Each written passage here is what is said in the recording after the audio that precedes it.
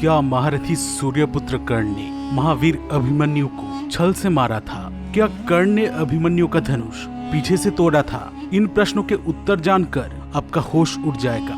लेकिन वीडियो में आगे बढ़ने से पहले इस चैनल को सब्सक्राइब जरूर करें और बेल आइकन दबाना मत भूलें। कुरुक्षेत्र युद्ध के 13वें दिन गुरु द्रोण चक्रव्यूह का निर्माण करते हैं। पांडव पक्ष में अर्जुन, प्रद्युम्न, श्री कृष्ण और अभिमन्यु ही चक्रव्यूह को भेद सकते थे। उस दिन कौरवों ने अर्जुन को चक्रव्यूह से दूर रखा ताकि अर्जुन चक्रव्यूह को भेद न सके। जब चक्रव्यूह को भेदने के लिए कोई भी सामने नहीं आया, तब अर्जुन पुत्र वीर अभिमन्यु ने चक्रव्यूह के भीतर घुसने का साहस दिखाया। अभिमन्यु चक्रव्यूह के भीतर घुसना तो जानते थे, लेकिन चक्रव्यूह से कैसे बाहर निकलते हैं वो उन्हें नहीं पता था। इसलिए अभिमन्यु को चक्रव्यूह से बाहर निकालने के लिए भीम, सात्यकी और धृष्टद्युम्न भी उनके साथ गए थे। लेकिन जब अभिमन्यु चक्रव्यूह भेद कर उसके भीतर प्रवेश किया, तब भीम, सात्यकी आदि चक्रव्यूह में नहीं घुस पाया।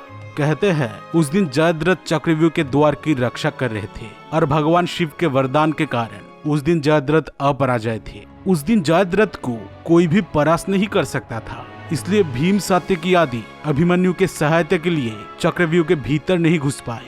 अभिमन्यु जितने चक्रव्यूह के भीतर घुसते गए, उनका सामना एक से बढ़कर एक शक्तिशाली योद्धा से होता रहा, लेकिन कोई भी योद्धा अभिमन्यु का सामना नहीं कर पाया। बहुत सारे महारथियों ने बहुत बार अभिमन्यु को घेर कर अपने शस्त्र से उन पर प्रहार किया, लेकिन कोई भी योद्धा अभिमन्यु को रोक नहीं पाया।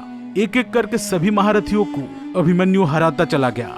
दुर्योधन, अश्वत्थामा, कृपाचार्य, शल्य आदि को अभिमन्यु ने अपने बाणों से धूल चटा दिया।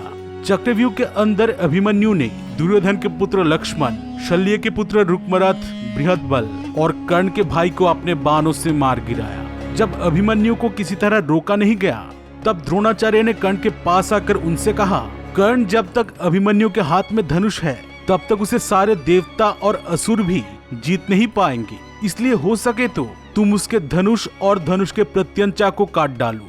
इसके साथ ही उसके घोड़ों के बागडोरों और घोड़ों को मार डालो। द्रोणाचार्य की बात मानकर इसके बाद कर्ण अभिमन्यु से युद्ध करके उनके धनुष को तोड़ देते हैं।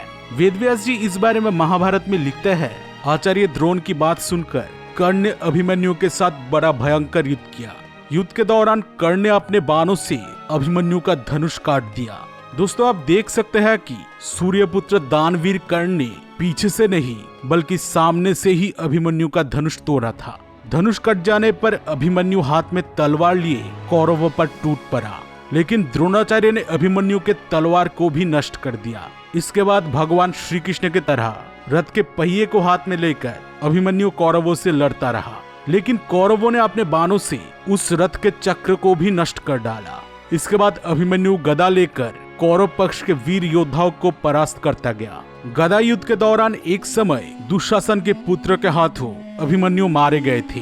इस बारे में वेदव्यास जी महाभारत में लिखते हैं, दुशासन के पुत्र और अभिमन्यु एक दूसरे पर गदा से प्रहार किया। उन्होंने एक दूसरे पर गदा का प्रहार करके एक दूसरे को नीचे गिरा दिया। अभिमन्यु के उठने से पहले ही दुशासन के पुत्र उठकर खड़ा हो गया। इसके बाद उसने अपने गदा से अर्जुन पुत्र अभिमन्यु के सर पर जोर से प्रहार किया।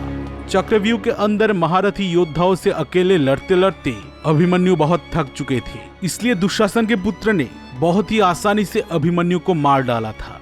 मूल महाभारत के अनुसार जब अभिमन्यु का वध हुआ, तब अभिमन्यु निहत्थे नहीं थे, उनके हाथ में गदा था और कर्ण ने अभिमन्यु का वध नहीं किया था। चक्रव्यूह के अंदर अभिमन्यु ने जो पराक्रम दिखाया था, उसके कारण इतिहास आज भी उनको याद करता है। अभिमन्यु एक महावीर योद्धा थे, इसमें कोई संदेह नहीं है। लेकिन अभिमन्यु के मौत को लेकर टीवी सीरियल में बहुत झूठी कहानियां दिखाई जाती है। एक सीरियल में दिखाया गया है, जब अभिमन्यु निहत्थे थे, तब कर्ण ने छुरा घोंपकर अभिमन्यु को मार डाला था। दोस्तों, ये सरासर झूठ है। अभिमन्यु का वध ना कर्ण ने किया, न मृत्यु के समय अभिमन्यु निशस्त्र थे। अभिमन्यु का वध दुशासन के पुत्र के हाथों हुआ था, लेकिन बहुत सारे महारथियों ने घेर कर अभिमन्यु पर बाण चलाया था। इसे भी इनकार नहीं किया जा सकता है।